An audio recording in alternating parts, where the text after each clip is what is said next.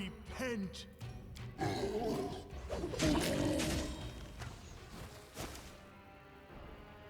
I grant you death. Repent. Consider Okay, so I want Ikun to basically hit straight away every single time. Even from stealth. Your life ebbs low. Strike with all your might. We won't falter.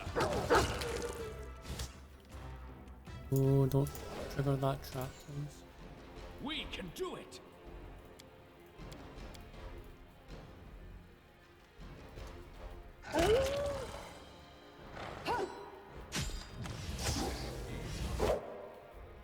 Oh, he's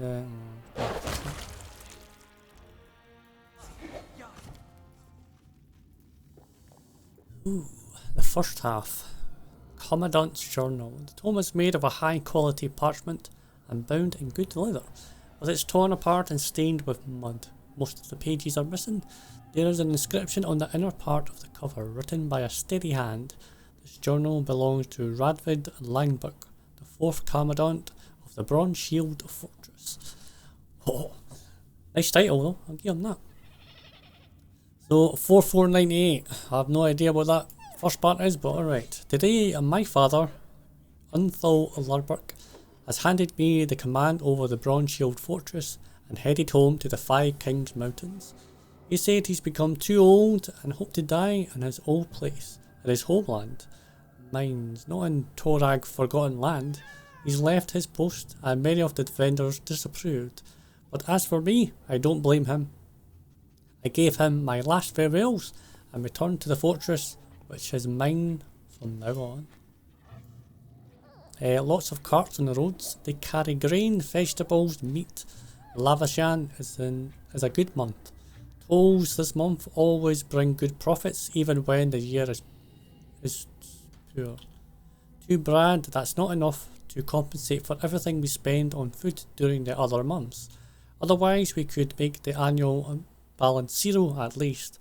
The Road of Shields has made us bankrupt. For 300 years now, our 3 clans have been guarding human lives at our own expense.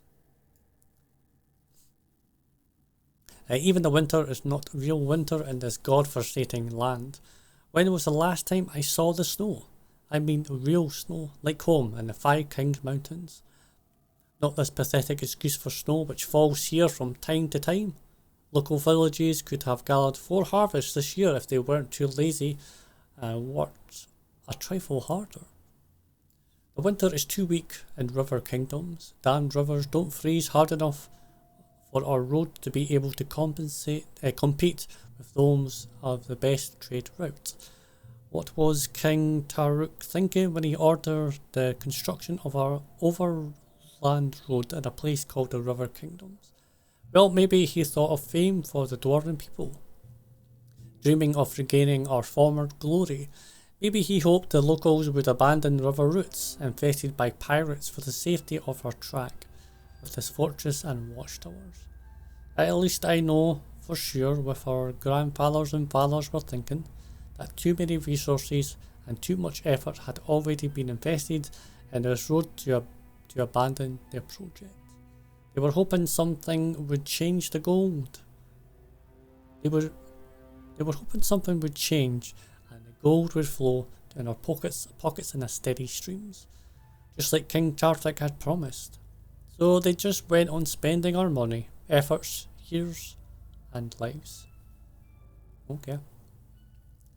Dwarves are patient, but there is a limit to every patience. The treasure of the Larbuk clan is almost empty, and I know for sure that Wardasher and Skeds are doing not better than we are. Now I know those 2 names.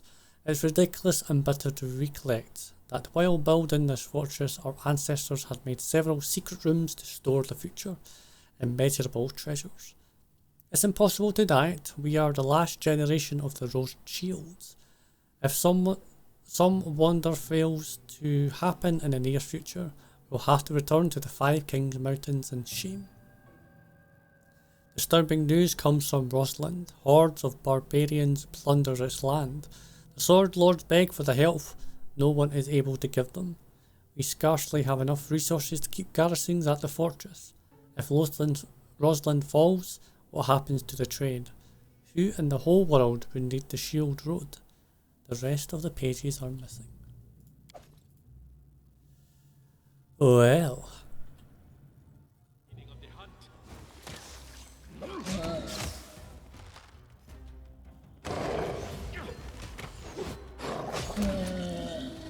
Onward! I thought you'd be dead by then. This is for you. I aim true. You deserved it. Give up.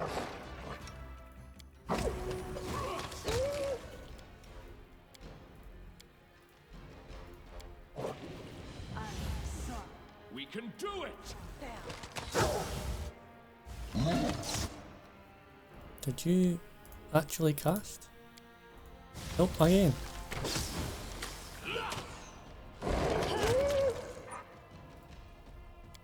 Strike with all your might.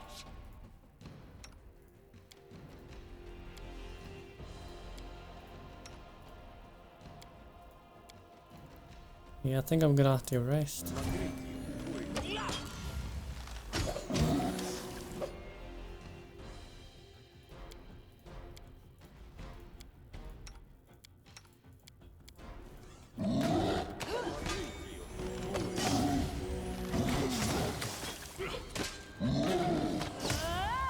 I can't keep this up much longer.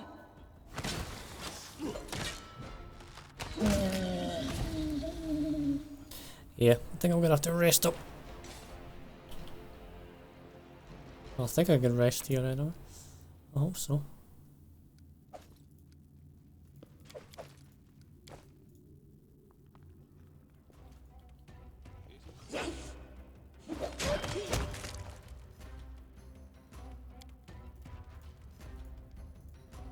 Let us strike as one. We can do it.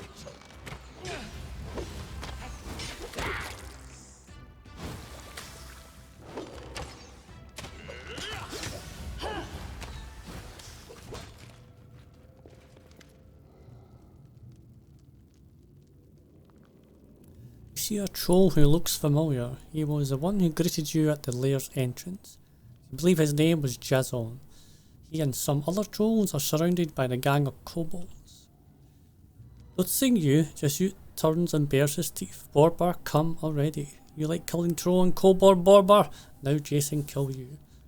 His muscles bulge under his thick pelt. His eyes are dark with anger.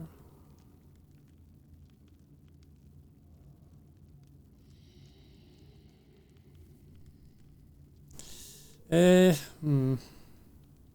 don't want to fight. They attacked me first. That's certainly true. Bobber lied. Bobber came here on his own. I told Bobber go away. The trolls look at you and snarl with contempt. We kill you now, Bobber, but we no beast anymore. We no eat your corpse. We bury it in some place. Let other Bobber come to that place. Kobolds run. Trolls door Bobber. Alright, great. Tartut menaces, Tartut goddesses, Paxies. Oh, great. Fantastic. Okay, this is going to be fun.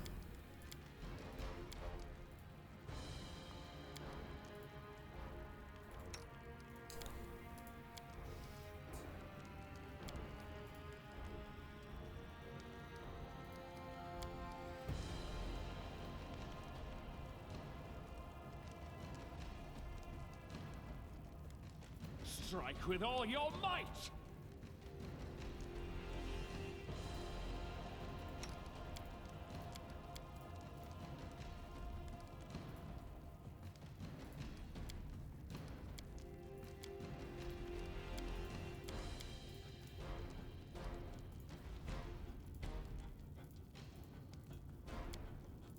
Have to try and find a spot where everybody can go.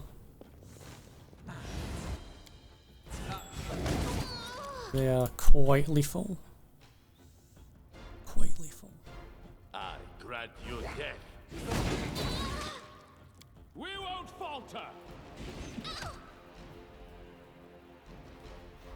Oh, he's a rock thrower.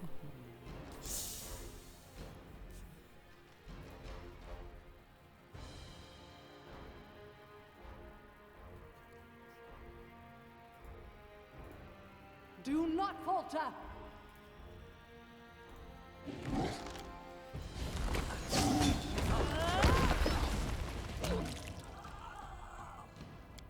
Onwards. Right. Consider me provoked. Repent. You deserved it. Forward! Cannot hide from me. Really good touch. We can do it!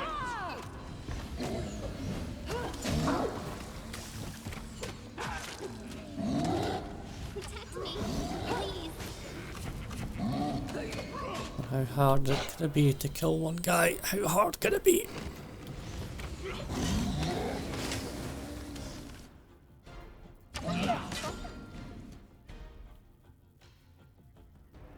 Okay, I could split everybody up as well. You have that on me.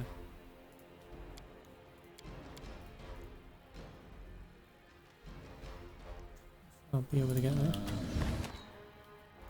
No strike wasted. Oh.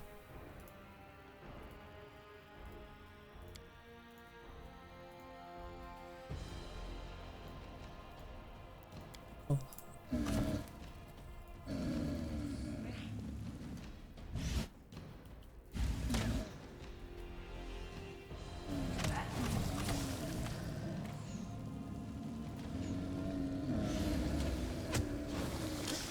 Stay behind me.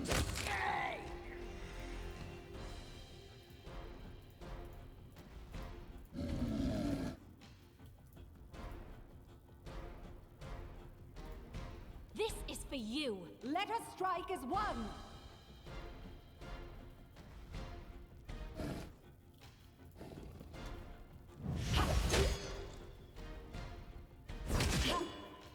Strike with all your might! Can't keep this up much longer.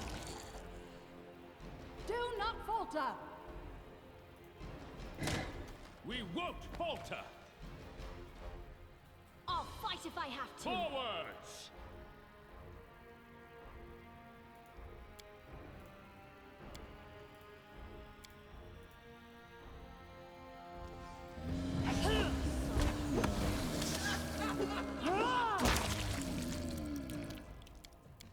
This didn't work. I must be doing it wrong.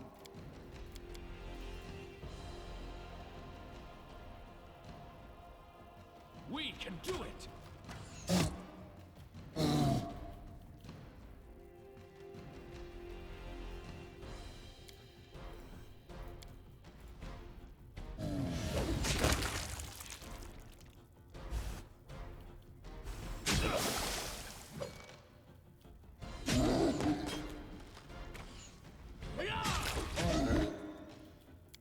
Well, I'm gonna see it. I'm not gonna see it.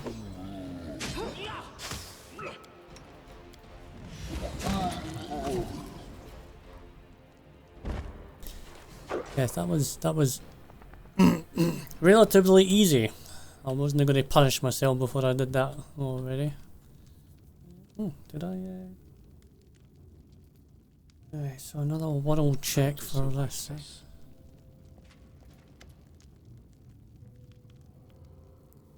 Look, this is a ruin of a Labrook clan. Their whole clan must have perished many years ago. Now we know the place where their path ended. Let Glorian wrap them up and his eternal emptiness. Harrim reaches his hand forward as if trying to touch the rune, but at the last moment he jerks his fingers away. As far as I have heard, there's a big dwarven clan, the Landbook, somewhere in Druma. I guess they own some sort of trade caravan business. They even own a store and rest office, supposedly. So they didn't perish yet. After all, what a shame. Harrim lets out a discontented sigh. Anyway, every living creature is bound to die, he claims, but without too much certainty.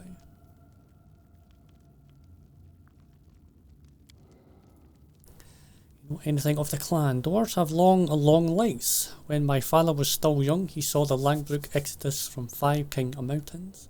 They were heading to the north. Whole city had gathered then to wave goodbye to them. No one ever saw them again. Now I know that what horrible fate befell over their pure souls. For all we know, the dwarves just left. Well, we know they didn't, because that's what happened. So we'll just leave. No point in going through the speech all the whole time, and it's like, oh, in there. We're going to do all that all the time. Alright, there's a hidden door there. Serves you right. Can't even reach that. Repent.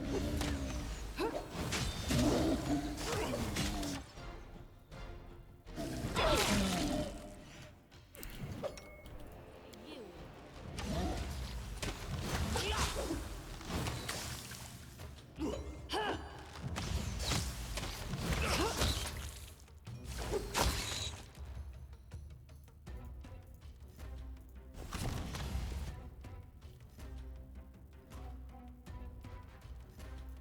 What a waste.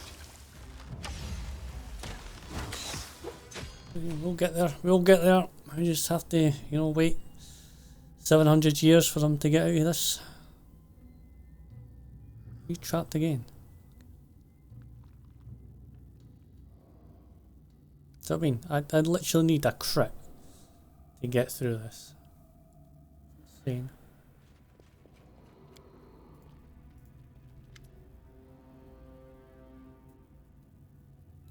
Cobalt shaman, clad in low-flowing robes, swaggers back and forth before the gathered trolls and kobolds. His posture is proud, strict, and imbued with dignity. Orber words listen closely and speaks after. Shaman stares at the student for a while, hissing wordlessly, then turns to the others. Glub. Eat. Glub eat. Orba meat. Shaman turns and sees you. His eyes go wide and he points a finger at you. Dorborber kill meats. Kill meat. Alright, lovely. Cobalt teacher. Aid. I aim true.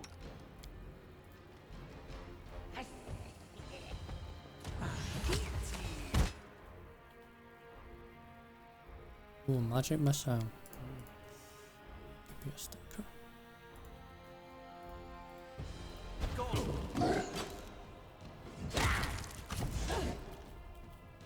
That's good. Right. Become as dust. Serves you right.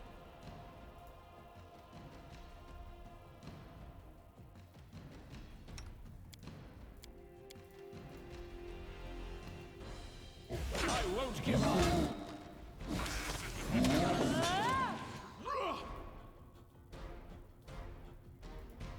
I'll fight if I have to. Do not falter! Onwards!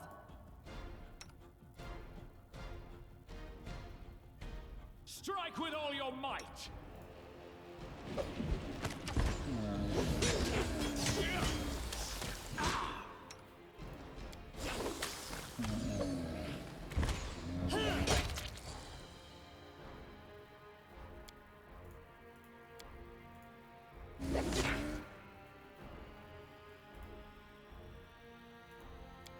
I grant you death.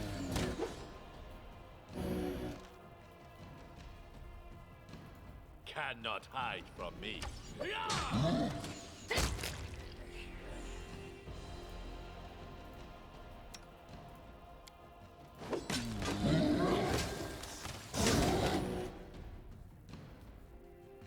We won't falter.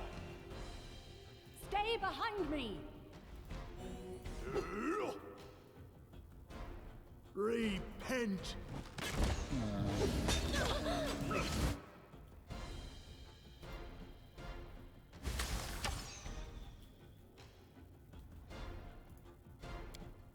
Nowhere to run.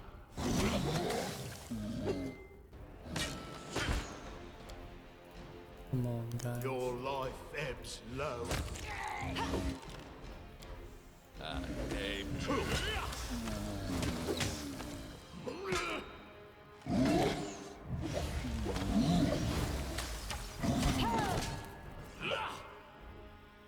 How hard can it be to hit one fucking mob, man?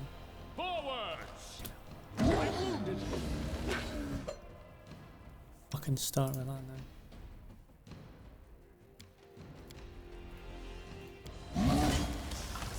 Clean strike.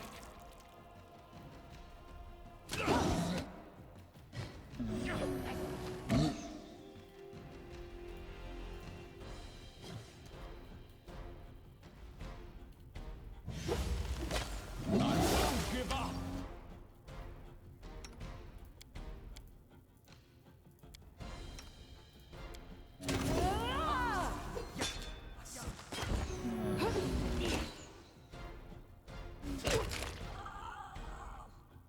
You can't stop me.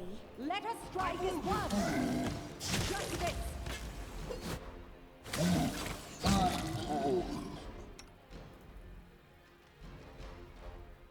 Who's hitting him with electricity? Oh, because you still have that ability. Yeah, yeah. Okay. I thought it was the other one. I was like, whoa. I Oh, grant hold you on there. death.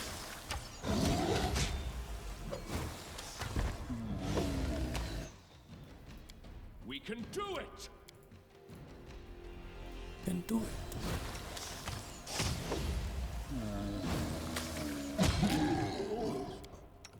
There we go.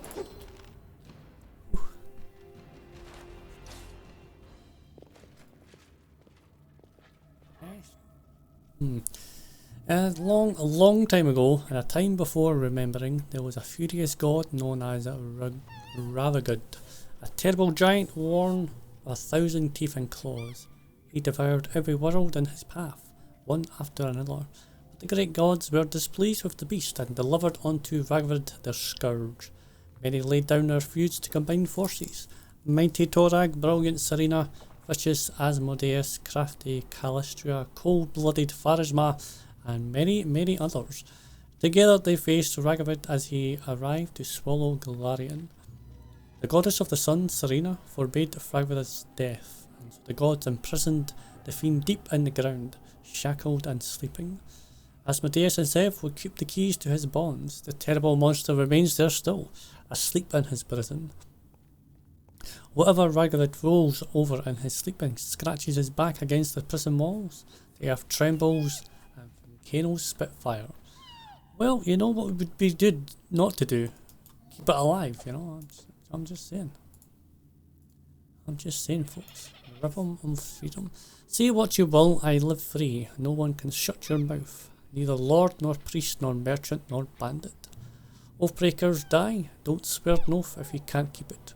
Oathbreakers wash away their dishonour with their blood. Walk any road, float any river, go whatever you want. No one will stand in your way or charge you. Courts are for kings. All the rulers of the river kingdoms are free to establish the laws of their own lands, but their power ends at their frontiers. Slavery is an abomination. Any slave who sets foot in the river kingdoms and emancipated immediately and forever. Should be true in every place. You have what you hold. It's pathetic to sneak and steal. If you want it, win it in a fair fight. Yeah. The Blades. Well, we know who the Blades are. The history of Rosalind is known for its many mysteries. One of them is the story of Baron Syrian I. Syrian was a furious fighter. Although not highly skilled, there were malicious rumours that he fled to Rosalind to hide from the searing public after he lost dozens of duels in his homeland. But his new home greeted him with yet more misfortune. He waged not a fistful of coins, but a whole settlement in a duel with a gang chieftain. But the Baron had broken again, and left Rosalind in shame. He dropped off the map for several long years, and quietly anonymity. I pronounced that word correctly, changed his completely. He not only did he return from bearing a new name, Syrian Aldorai, but he had also acquired a new gift. He no longer had any equal in sword fighting. Syrian challenged the chieftain who had once disgraced the young baron, and slew him in the blink of an eye. Afterwards, he announced a reward to 100,000 gold coins to anyone strong enough to defeat him in battle. I think I could take that up for a challenge, I think. Prodigal sons. It's done, I said. Milliken studied me with narrow eyes. You look awfully clean, he said. Where's the knife? In answer, the first shouts went up from the inn. Fire, screamed earlier, and then other voices joined. In an instant, Milliken's imperial instincts took over, and he sprang for the door, tossing the crossbow aside. Outside, the roof of the inn was already smoking oily black against the sunset, aim licking through the thatching in places. A scream of pain, Milliken ran for the creek. I looked to Phagos. Needing no further cue, we each grabbed up handfuls of supplies and sprinted off in the opposite direction. After 10 minutes of leaked brambles and duck branches, we stopped to catch our breath. Back the way we came, the smoke was still visible, though the sounds had faded to just the faint of frantic pealing of a church bell. That was close, Vargas said, leaning against a tree and breathing hard. I agree, I puffed, staring down at the cloak full of bread that now made up our sole possession. Then the sound of the bell reminded me of something. About what you said back there, I asked. You said Shen. I felt you were a priest of Desna. Vegas grunted. A man's faith is a personal thing, he said, tying up the cloak. Now shut up and keep running. And we did. Okay. Say.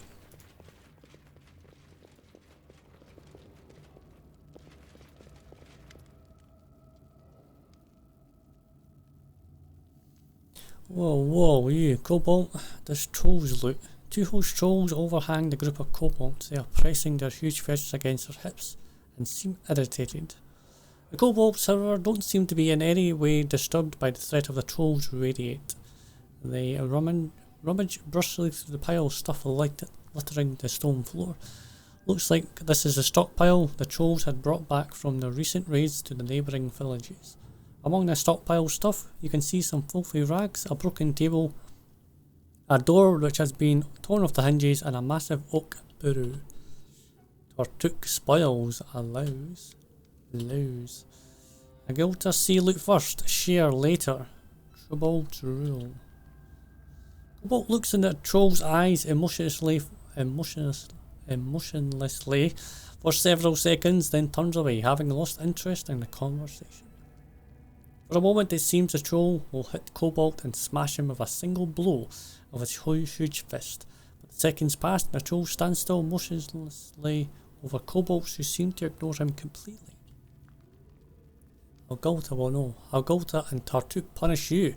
Me tell them, the troll announces at last, stomping his feet indigently. It's hard to say if Cobalt understands the meaning of these claims, but all the enraged troll shouting has absolutely no effect on him. Having the bureau opened, a kobold fishes out a long black whip, raises it above his head and hisses triumphantly. Isn't that the special thing Bartholomew the wizard also wanted to acquire? I'd like to have a closer look. You can do it. You can do it, folks. You can do it.